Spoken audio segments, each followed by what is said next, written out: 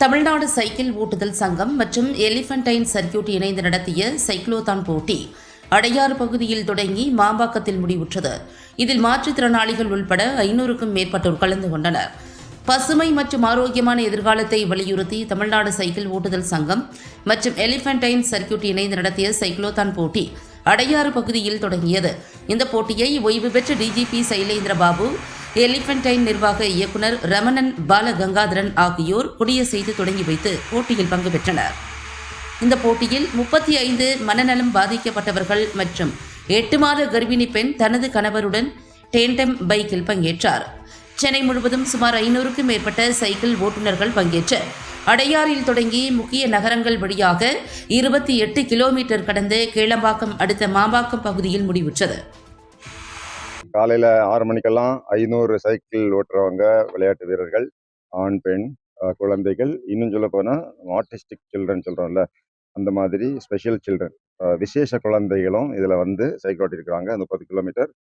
அவங்களுக்கு இது உடல் பயிற்சி மட்டும் இல்லை, மன தைரியம் தரக்கூடிய பயிற்சி. ஒரு சிலர்லாம் வந்து சைக்கிளில் பார்த்தீங்கன்னா விழக்கூடும், ஆனால் அவங்க விழுந்து எந்து மீண்டும் ஓட்டுறாங்க. அப்போது அவங்களுக்கு மன தைரியம் வருது. இப்போ நிறைய இளைஞர்கள் இன்ஜினியரிங் படிச்சிருந்தாலும் சென்னைக்கு வந்து சிவில் இன்ஜினியர்ஸு இந்த மாதிரி வெயிலாக இருக்குது, இங்கே ஸ்விக்கி வரல, சொமோட்டோ வரலன்னு சொல்லி ஊருக்கு திரும்பி போயிருக்கிறாங்க. அது அந்த அளவுக்கு ரொம்ப வீக்காக இருக்கிறாங்க மனதளவில்.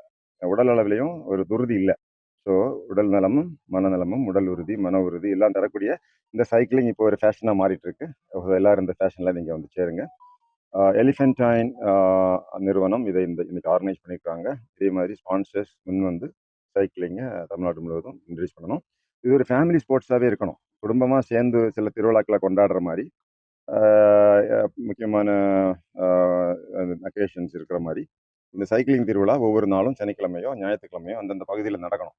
எல்லா வீட்லேயுமே சைக்கிள் இருக்குது, ஆனால் அதை ஓட்டுறதில்லை. அப்படிங்கிறது தான் நமது நாட்டு பிள்ளைகள் வெளிநாட்டில் இருக்கக்கூடிய முன்னேறிவிட்ட China, South Korea, Japan, United States of America, இது போன்ற நாடுகளோட தான் நம்ம பிள்ளைகள் போய் போட்டிடணும். அவங்கெல்லாம் football, volleyball, hockey, athletics, cycling ரொம்ப பிரமாதமாக பண்ணுறாங்க.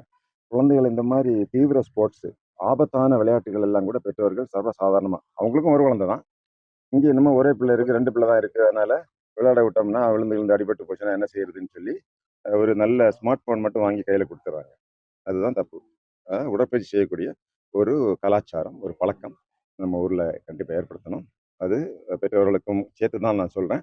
இல்லாட்டி ஒரு 30-40 வயசில் மோசமான நோய்கள் வந்துடும். நீரிழிவு நோய் வந்துடும், ஹைப்பர் டென்ஷன் வந்துடும், ஹார்ட் அட்டாக் வந்துடும். சம்பாதிச்ச பணத்தை எல்லாம் கொண்டு போய் ஆஸ்பத்திரி தான் கொடுக்க வேண்டியிருக்கும்.